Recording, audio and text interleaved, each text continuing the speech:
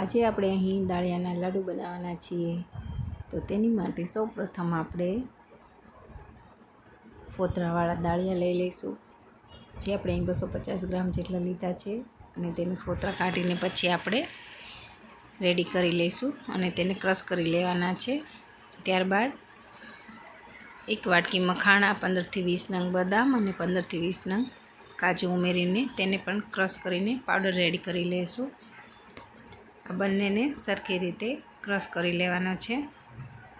ત્યારબાદ આપણે એક બાઉલમાં દાળિયાનો પાવડર ઉમેરશું, જે આપણે રેડી કરી લીધો છે।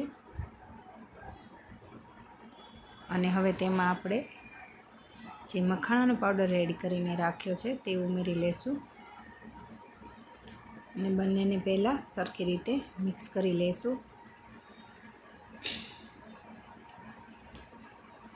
આવી રીતે મિક્સ કરીને પછી આપણે તેમાં ગોળ ઉમેરશું।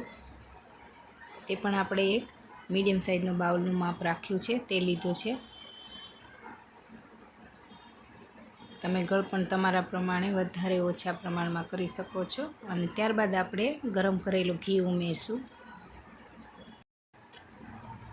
અને હવે આપણે તેમાં ગરમ સરખું કરેલું ઘી ઉમેરીને બધું સરખું મિક્સ કરી લઈશું। અહીં આપણે જે ઘી લીધું છે તેનું પ્રમાણ આપણે 1 વાટકો રાખેલો છે અને અહીં તમે ગાયનું ઘી પણ ઉપયોગમાં લઈ શકો છો। અહીં આપણે અત્યારે ઘરના ઘીનો ઉપયોગ કર્યો છે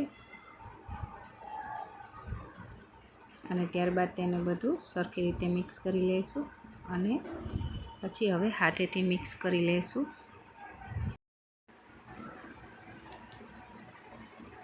આવી રીતે બનાવીને તમે બાળકોને, નાના મોટાને સૌને આપશો તો ખૂબ જ પસંદ આવશે। અહીં આપણે ગોળને સરખી રીતે મિક્સ કરી લેવાનો છે। ત્યારબાદ આપણે તેમાં 1 ચમચી એલચી પાવડર અને 1 ચમચી સૂંઠ પાવડર પણ ઉમેરશું, જે ખૂબ સરસ લાગે છે। આમાં પ્રોટીનનું પ્રમાણ હોવાથી આ એકદમ હેલ્ધી બનશે। અને આવી જ રીતે સરખું બધું મિક્સ કરીને પછી આપણે તેને લાડુ વાળી લેશું। તમને જો મારો આ વિડીયો પસંદ આવ્યો હોય તો મારી ચેનલને લાઈક, શેર અને સબસ્ક્રાઈબ જરૂરથી કરજો। ને અહીં આપણે મીડિયમ સાઇઝના વાળવાના છે। તમે જોઈ શકો છો કે તરત જ તે ફટાફટ બની જશે।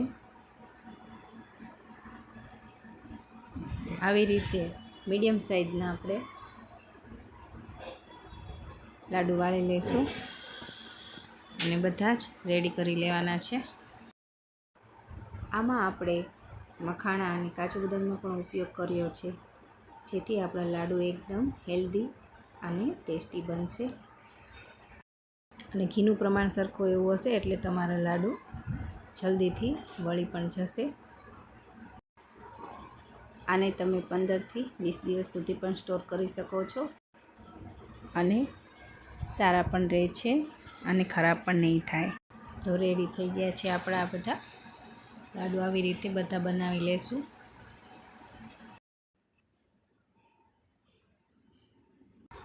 જે એકદમ હેલ્ધી અને પ્રોટીનથી ભરપૂર એવા દાળિયાના લાડુ રેડી છે।